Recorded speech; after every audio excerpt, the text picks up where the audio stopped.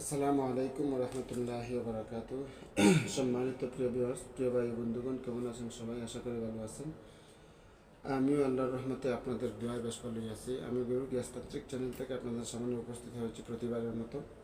যদি আপনি আমার চ্যানেল থেকে দেখে থাকেন তাহলে অবশ্যই চ্যানেলটা সাবস্ক্রাইব করবেন, আর যদি পেজ থেকে দেখে থাকেন তাহলে অবশ্যই পেজটা ফলো করবেন। তো আমি অনুরোধ করব, আপনি ভিডিওটা স্কিপ না করে, না কেটে, না টেনে আপনি ধৈর্য সহকারে সুন্দর করে দেখুন। ইনশাআল্লাহ আপনি বুঝতে পারবেন, বসে করেন বিষয় আপনি জানতে পারবেন। তা আমি আজকে যে উপস্থিত হয়েছি আপনাদের সামনে, আমি উপস্থিত হয়েছি, আপনি যদি চান মুহূর্তের মধ্যে যে কাউকে বশ করতে পারবেন। রাজা করেন, রাজা রাজা প্রজা যে কাউকে আপনি মুহূর্তের মধ্যে বশ করতে পারবেন কুফরির মাধ্যমে। কুফরি অবলম্বন করতে হবে। কুফরি অবলম্বন করতে পারলে আপনি বশীকরণ করতে পারবেন। তবে আমি অনুরোধ করবো, কোনো মুসলমানের ক্ষেত্রে এরকম কুফরি করা ঠিক না। এটা আমার প্রয়োগ করা, আমার পরীক্ষিত, কিন্তু এই বইটা আরও অনেক আগ থেকেই ব্যবহৃত হচ্ছে। এখানে সাইটে লেখা আছে যে এটা পরীক্ষিত। তো প্রিয় ভাই বন্ধুগণ, আমি বেশি বাড়াবো না, মূল টপিক্সের উপরে চলে যাচ্ছি। আপনার যদি একান্ত প্রয়োজন হয় তাহলে আপনি এই ভিডিওটা দেখে এই মন্ত্রটা আপনি প্রয়োগ করতে পারেন। এখানে লেখা আছে রাজা বা শক্তিধর ব্যক্তি বশীকরণ। মন্ত্র হচ্ছে অহং নম ভাস্কর, অহং নম ভাস্করায়, অহং নম ভাস্করায় ত্রিলোকাত্মে অমুকং, অহং নম ভাস্করায় ত্রিলোকাত্মে অমুকং মহিপতি মে বর্ষ কুরু কুরু সহা। আবার বলতেছি মন্ত্রটা, অহং নম ভাস্করায় ত্রিলোকাত্নাম, ত্রিলোকাত্মে, ত্রিলোকাত্মে অমুকম, অহং নম ভাস্করায় ত্রিলোকাত্মে অমুকম মহিপন্থী মে বস স কুরু কুরু সহা। এই মন্ত্রটা 108 বার জপ করে সিদ্ধ করে নিতে হবে। কারণ লেখা আছে এই মন্ত্রটা 108 বার জপ করে সিদ্ধ করে নিতে হবে।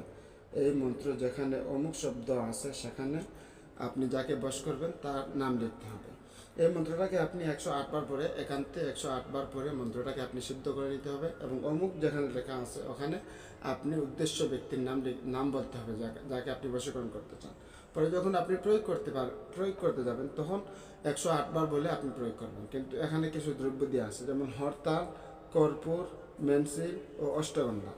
হরতাল, কর্পূর, মেনসিল, অষ্টগন্ধা, এই 4 জিনিসকে আপনি দুধে পিষে, এই 4 জিনিসকে আপনি অল্প অল্প করে, অল্প একটু দুধ নিয়ে পিষে আপনি ওই 4 জিনিসকে রেডি করবেন। ওই 4টা জিনিসকে একত্র করে রেডি করবেন, পিষে একত্র করে রেডি করবেন। পরে আপনি ওই মন্ত্রটাকে যেহেতু সিদ্ধ করছেন 108 বার পরে, আবার যখন মন্ত্র প্রয়োগ করবেন তখন আপনি 108 বার পরে আপনি ওই পিষা জিনিসগুলোর উপরে ফুঁক দিবেন। ফুঁক দেওয়ার পরে আপনি ওই জিনিসগুলোকে আপনি আপনার কপালে তিলক লাগিয়ে আপনি যার সামনে যাবেন, যার নাম নিয়ে মন্ত্র পড়ছেন তার সামনে গেলে সে আপনার বশীভূত হবে। এটা 100% নিশ্চিত, 100, কোনো বাধা নেই। আমি আবার বলতেছি, হরতাল, কর্পূর, মেনসিল, অষ্টগন্ধা, এই 4 জিনিসকে একটু একটু করে নিয়ে আপনি দুধ দ্বারা পিষে রেডি করে তারপর মন্ত্রটাকে 108 বার জপ করে আপনি আপনার কপালে তিলক লাগিয়ে আপনি যার নামে মন্ত্র সিদ্ধ করছেন তার সামনে গেলেই সে আপনার বশীভূত হবে। আশা করি বুঝতে পারছেন। যদি এরপরে বুঝতে সমস্যা হয় তাহলে স্ক্রিনের দেওয়া নাম্বারে আপনি যোগাযোগ করে ফোন করে আপনি নিতে পারেন। তবে এই মন্ত্রটা বেদ আছে, বেদটাকে আমরা গোপন রাখি। যে কেউ যে কাউকে বশীকরণ করে যে কারো ক্ষতি করতে পারে। তো এই জন্য মন্ত্রের বেদ আছে, মন্ত্রের বেদ জানতে হলে আপনি স্ক্রিনে দেওয়া নাম্বারে ফোন করে জেনে নেবেন। মন্ত্রের বেদ জানতে হলে কোনো রকম টাকা পয়সা কোনো কিছুর প্রয়োজন নেই। আশা করি বুঝতে পারছেন। আসসালামু আলাইকুম।